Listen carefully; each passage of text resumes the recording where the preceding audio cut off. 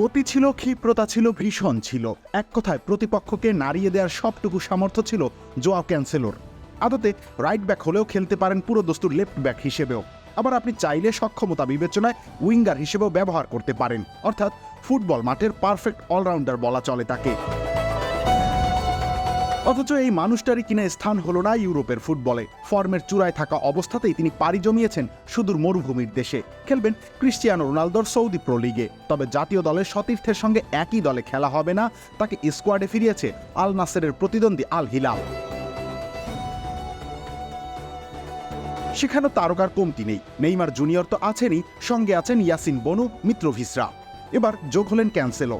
2027 সাল পর্যন্ত দলটার সাথে চুক্তিবদ্ধ হলেন তিনি, আর সেজন্য প্রতি বছর বেতন হিসেবে পাবেন 15 মিলিয়ন ইউরো। টাকার অঙ্কে বড় কিছুই, কিন্তু ফুটবলীয় বিচারে এটা আত্মহত্যা বৈকি।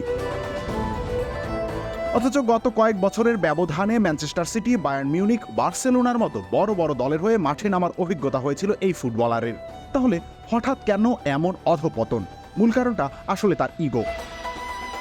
অবিশ্বাস্য হলেও অবিশ্বাসের উপায় নেই, ইগোর কারণেই মূলত তিনি স্থায়ী হতে পারেননি তারকা সমৃদ্ধ ড্রেসিং রুমগুলোতে। শুরুটা হয়েছিল ম্যান সিটিতে। পেপ গার্দিওলার সঙ্গে বনিবনা হয়নি এই পর্তুগিজের। হুট করেই তাই লোনে পাড়ি জমিয়েছিলেন মিউনিখে। সূচনা মন্দ হয়নি, কিন্তু সময় গড়াতেই আবারও টমাস টুকেলের সঙ্গে ঝামেলায় জড়িয়ে পড়েন তিনি।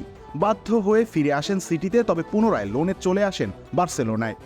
যদিও শেষমেশ ইউরোপ ত্যাগ করেই আত্মকেন্দ্রিকতার মাসুল দিতে হলো তাকে।